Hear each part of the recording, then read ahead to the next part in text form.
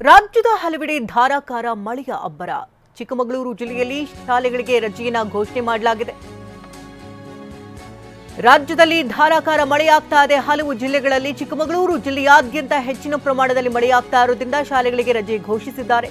ಕಳಸ, ಮೂಡಿಗೆರೆ, ಶೃಂಗೇರಿ, ಕೊಪ್ಪ, ಎನ್ಆರ್ಪುರ ಹಾಗೆ ಜಾಗರ, ಖಾಂಡ್ಯ, ಆಲ್ದೂರು, ವಸ್ತಾರೆ ಹೋಬಳಿ ಈ ಎಲ್ಲಾ ಭಾಗಗಳಲ್ಲೂ ಕೂಡ ಅಂಗನವಾಡಿ ಮತ್ತು ಪ್ರಾಥಮಿಕ ಪ್ರೌಢಶಾಲೆಗಳಿಗೆ ರಜೆಯನ್ನ ಘೋಷಣೆ ಮಾಡಲಾಗಿದೆ. ಹಾಸ್ಪಿಟಾಲಿಟಿ ಕ್ಷೇತ್ರದಲ್ಲಿ ಜಾಗತಿಕ ವೃತ್ತಿಯ ಕನಸು ಇದೆಯಾ? ಜಾಗತಿಕ ಅಧ್ಯಯನ ಉದ್ಯೋಗ ಅವಕಾಶಗಳೊಂದಿಗೆ ಭಾರತದ ನಂಬರ್ 1 IIHM ನಲ್ಲಿ ಓದಿ. ಪ್ರವೇಶ ಆರಂಭವಾಗಿದೆ, ಈಗಲೇ ಸೇರಿ. ಕೊಡಗು ಜಿಲ್ಲೆಯಲ್ಲಿ ಇಂದು ಆರೆಂಜ್ ಅಲರ್ಟ್ ಹಿನ್ನೆಲೆಯಲ್ಲಿ ಕೊಡಗು ಜಿಲ್ಲೆಯ ಶಾಲಾ ಕಾಲೇಜುಗಳಿಗೆ ಇಂದು ರಜೆಯನ್ನ ನೀಡಲಾಗ್ತಾ ಇದೆ.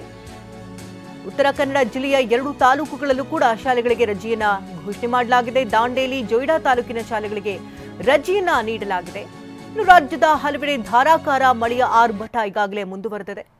ಕೊಡಗು, ಚಿಕ್ಕಮಗಳೂರಿನಾದ್ಯಂತ ಹೆಚ್ಚಿನ ಪ್ರಮಾಣದಲ್ಲಿ ಮಳೆ ಬೀಳ್ತಾ ಇರೋದ್ರಿಂದಾಗಿ ಮಕ್ಕಳಿಗೆ ಶಾಲೆಗೆ ಹೋಗುವಂತ ಮಕ್ಕಳಿಗೆ ಯಾವುದೇ ರೀತಿ ತೊಂದರೆಗಳಾಗದೇ ಇರಲಿ ಎನ್ನುವಂತಹ ನಿಟ್ಟಿನಲ್ಲಿ ಶಾಲೆಗಳಿಗೆ ರಜೆಯನ್ನ ಘೋಷಿಸಿದ್ದಾರೆ.